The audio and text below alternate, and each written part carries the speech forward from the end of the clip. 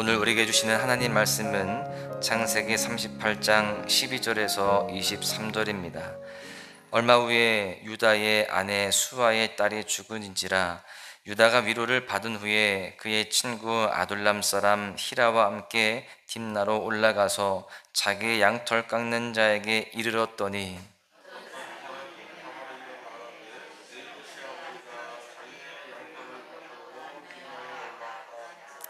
그가 그 과부의 의복을 벗고 너울로 얼굴을 가리고 몸을 휩싸고 딥나 길곁 에나임 문에 앉으니 이는 셀라가 장성함을 보았어도 자기를 그의 아내로 주지 않음으로 말미암음이라.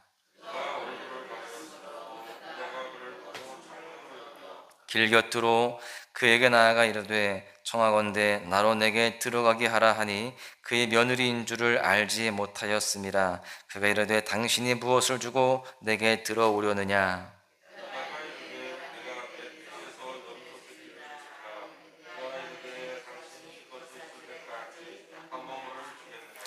유다가 이르되 무슨 담보물을 내게 주랴. 그가 이르되 당신의 도장과 그 끈과 당신의 손에 있는 지팡이로 하라. 유다가 그것들을 그에게 주고 그에게로 들어갔더니 그가 유다로 말미암아 임신하였더라.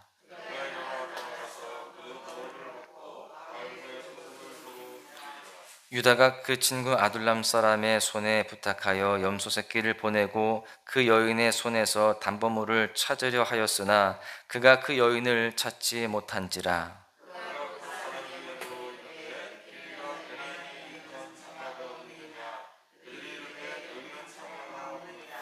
그가 유다에게로 돌아와 이르되 내가 그를 찾지 못하였고 그곳 사람도 이르기를 거기에는 창녀가 없다 하더이다 하더라. 유다가 이르되 그로 그것을 가지게 두라. 우리가 부끄러움을 당할까 하노라. 내가 이 염소 새끼를 보내었으나 그대가 그를 찾지 못하였느니라. 아멘. 할렐루야. 인간의 존엄성에 가치를 두고 있는 인본주의자들은 신은 없다라고 그렇게 생각하며 살아갑니다. 이렇게 신은 없다라는 생각은요, 인생을 즐기는 조건이 됩니다. 만약에 신이 있다는 것을 믿고 또 나의 죄에 대해서 신이 벌을 줄 것이다 라는 생각이 있게 되면 내 마음대로 흥청망청 살아갈 수 없습니다. 하나님을 믿는 우리들의 삶이 바로 그렇죠. 하나님을 우리가 믿고 또 하나님께서 우리를 심판하실 것을 믿기 때문에 우리는 하나님을 의식하면서 살아감으로 인하여서 우리의 삶은 달라질 수밖에 없는 것입니다. 하나님 앞에서 살아간다는 것은 삶 속에서 매 순간 하나님을 의식하면서 살아간다는 이야기이죠. 지금 내 말과 내 행동, 이 모든 것들을 하나님께서 지켜보고 계시고 하나님께서 나와 함께 걸어가고 있다라고 생각하면서 살아가는 사람들은 함부로 살아갈 수 없고 모든 것들에 대해서 하나님 앞에 온전케 되어지기 위해 노력하게 된다는 것입니다. 그렇다면 하나님 앞에서 온전하게 살아가기 위해서 우리는 어떻게 행동하며 살아가야 할까요? 첫 번째는요, 육체의 정욕을 제어해야 한다라는 사실입니다. 본문의 유다는 양털을 깎으려고 아둘람 사람 히라와 함께 딥나에 올라가게 됩니다. 이 소식을 들은 다말, 며느리죠. 이 며느리가 과부의 의복을 벗고 창녀의 복장으로 유다를 유혹하기 위해서, 시아버지를 유혹하기 위해서 에나임 문에서 그를 기다립니다. 왜냐하면 지금 유다의 셋째 아들인, 지금 유다의 첫째 아들, 둘째 아들이 다 죽었습니다. 그래서 지금 그 셋째 셀라가 자라기를 기다렸어요. 그런데 지금 셀라가 장성한 상황입니다. 그렇게 장성을 했음에도 불구하고 자기에게 남편으로 주지 않습니다. 그러다 보니까 자기는 그 유다의 지금 씨를 받지 못하고 있는 거예요. 그 가문에 씨가 없는 겁니다. 그래서 지금 이 다말은 어떻게든 그 가문의 씨를 받아서 자기의 권리를 유지하기 위해서 지금 그렇게 행동을 하고 있는 것입니다. 그런 상황 속에서 지금 유다는 다말을 창녀로 보고서 나로 내게 들어가게 하라, 그렇게 이야기합니다. 지금 유다는 자신의 정욕을 채우기 위해서 불붙는 마음으로 여인에게 재촉을 하고 있어요. 이 모습을 보면 유다는요, 자신의 아내가 죽은 이후에 자신의 성적 욕구를 해결하기 위해서 평소에도 그 창녀와 동침했을 것이라는 그런 유추를 해볼 수 있는 것입니다. 하나님의 백성은 육체의 정욕을 제어하는 삶을 살아야 합니다. 육체의 소욕을 따라 살면 결국 죄의 수렁에 빠지게 되어 있어요. 육체의 정욕을 제어하지 못하면 방탕한 삶을 살게 되고, 이로 인하여서 자신의 삶과 자신의 속한 가정에 문제가 생기는 것입니다. 하나님은 육체의 정욕을 쫓는 삶이 아니라 성령을 쫓는, 성령을 따르는 삶을 살기를 원하십니다. 믿음의 사람들은 성령을 쫓아 하나님을 기쁘시게 하는 삶을 살아가야 할 줄로 믿습니다. 여러분, 언제 육체의 정욕에 무너지게 될까요? 영적인 판단력이 흐려질 때입니다. 지금 유다의 마음 안에도요, 사실 하나님의 뜻대로 살려고 하는 마음이 있었습니다. 하나님 보시기에 올바르게 살아가려고 노력을 했을 거라는 거예요. 그런데 언제 지금 이 창녀를 취하고 있습니까? 바로 양털을 깎는 날이라고 하였습니다. 양털 깎는 날은 유목민들에게는요, 축제의 날입니다. 이날은 모든 사람들이 그 축제 속에서 술에 취해 있는 그러한 모습으로 있는 것입니다. 분별력을 상실하는 것이죠. 여러분, 축제의 날은 기쁜 날입니다. 즐거운 날입니다. 그러나 이 축제의 날은 그렇게 좋은 날인 동시에 영적으로 경계해야 하는 날이 되는 것이죠. 왜냐하면 육체의 정욕에 노출될 수 있는 날이 되기 때문에 그렇습니다. 우리의 삶 속에서도요, 축제의 날처럼 기쁘고 좋은 날이 찾아올 때가 있습니다. 내가 원하던 일이 이루어지고, 또 집안에 좋은 일이 생기고, 오랫동안 기도했던 제목이 응답되어지고, 그래서 너무나도 좋을 때가 있다는 것이죠. 이때 우리는요, 영적인 분별력을 잃으면 안 되는 것입니다. 마음을 놓으면 안 되는 거예요. 그동안 내가 기도하면서 열심히 주님 앞에 나아갔던 그 일들, 그 상황들을 잘 우리가 이어가야 되는 것입니다. 응답되었다고 해서 마음을 놓고 영적인 긴장감을 내려놓고 그렇게 흔들리면 안 되는 것입니다. 그 순간 우리는 그 기쁨에, 또 그 즐거움에 도취가 되어서 내 감정에 따라서, 또 내 본능에 따라서 행동하게 되어지고, 또 죄를 범할 수 있기 때문에 그렇습니다.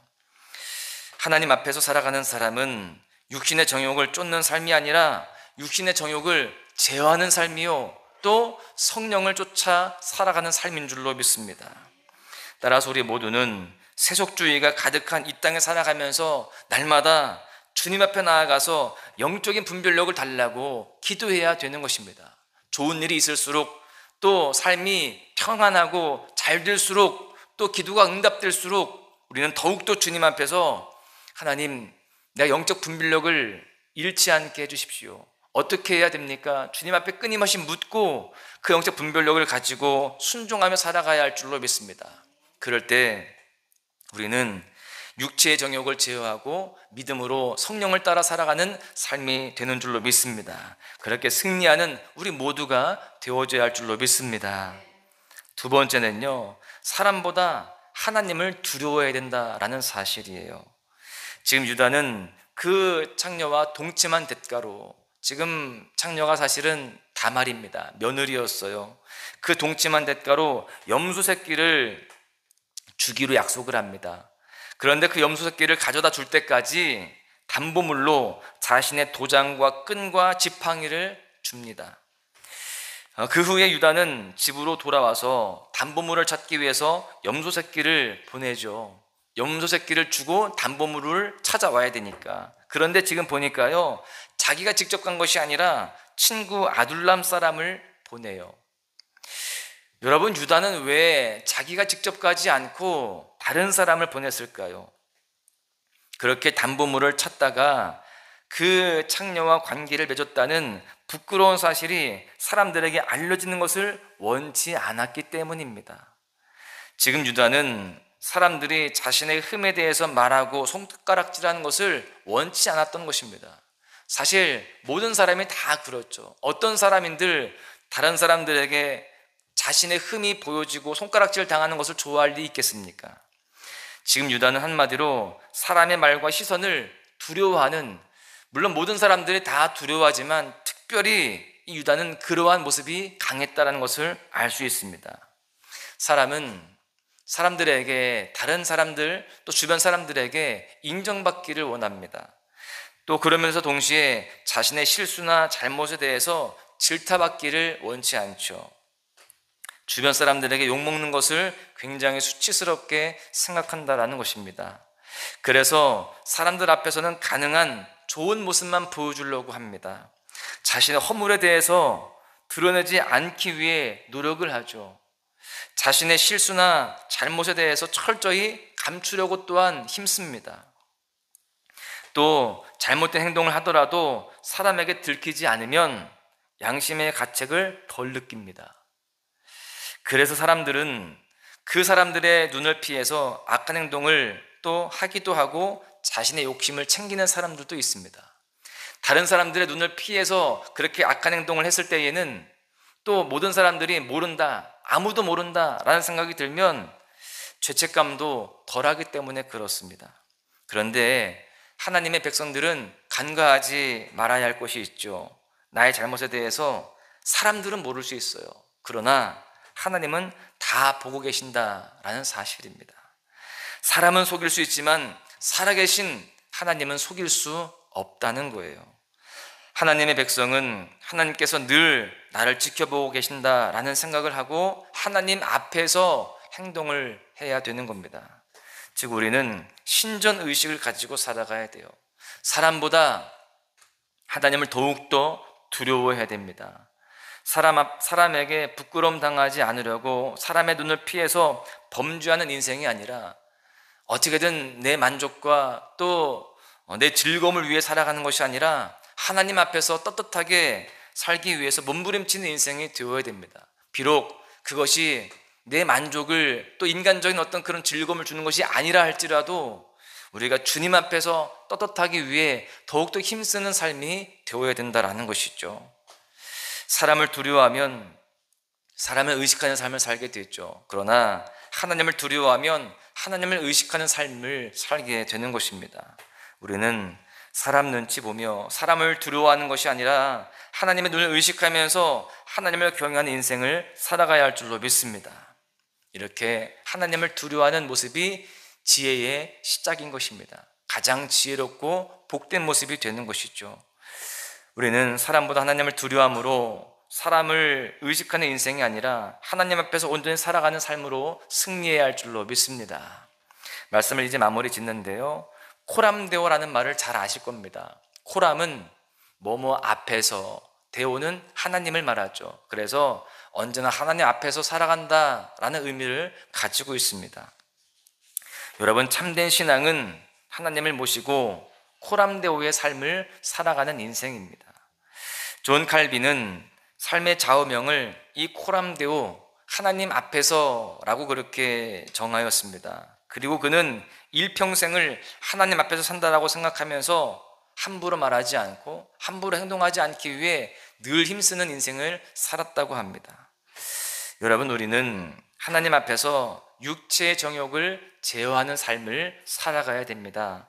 그리고 사람보다 하나님을 두려워하는 삶을 살아가야 되는 것입니다. 내가 내 인생의 주인이 되어서 육체의 정욕과 욕심을 따라 살아가는 인생은 결국 멸망의 길로 빠질 수밖에 없어요. 그러나 하나님이 내 인생의 주인 되심을 선포하고 하나님을 날마다 의식하면서 매 순간 주님과 동행하는 살아가는 사람은 생명의 길로 나아갈 수 있는 것입니다. 승리의 길로 나아갈 수 있는 것이죠. 바라기는 오늘 하루도요, 코람데오의 삶을 살아가시기를 축복합니다. 오늘 하루뿐만이 아니라 남은 우리 평생의 삶이 코람데오 인생이 되어서 하나님을 기쁘시게 하는 인생, 그리고 승리한 인생이 되시기를 주님의 이름으로 간절히 축원합니다. 은혜 아니면 살아갈 수가 없네. 호흡마저도 다 주의 것이니.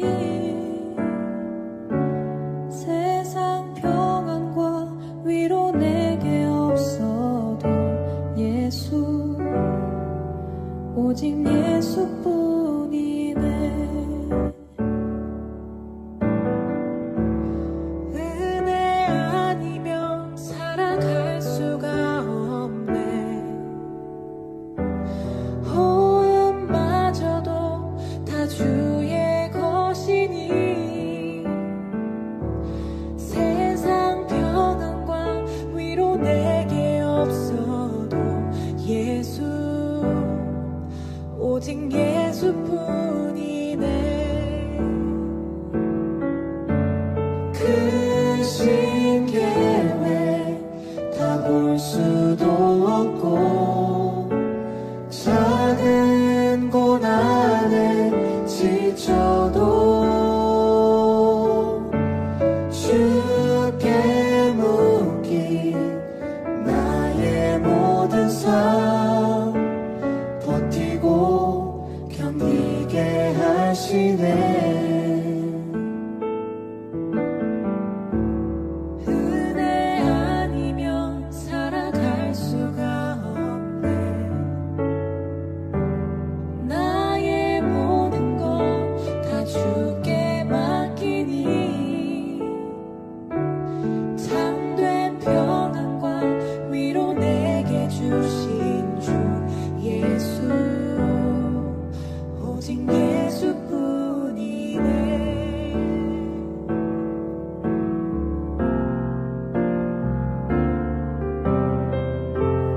은혜 아니면 살아갈 수가 없네. 호흡마저도 다 주의 것이니 세상 평안과 위로 내게 없어도 예수 오직 예수뿐이네. 크신 계획 다 볼 수도 없고 작은 고난에 지쳐도 주께 묶인 나의 모든 삶 버티고 견디게 하시네. 크신 계획 다 볼 수도 없고 작은 고난에 지쳐도 주께 묶인 나의 모든 삶 버티고 견디게 하시네. 은혜 아니면 살아갈 수가 없네. 나의 모든 것 다 주께 맡기니 참된 평안과 위로 내게 주신 주 예수 오직 예수뿐이네. 참된 평안과 위로 내게 주신 주 예수 오직 예수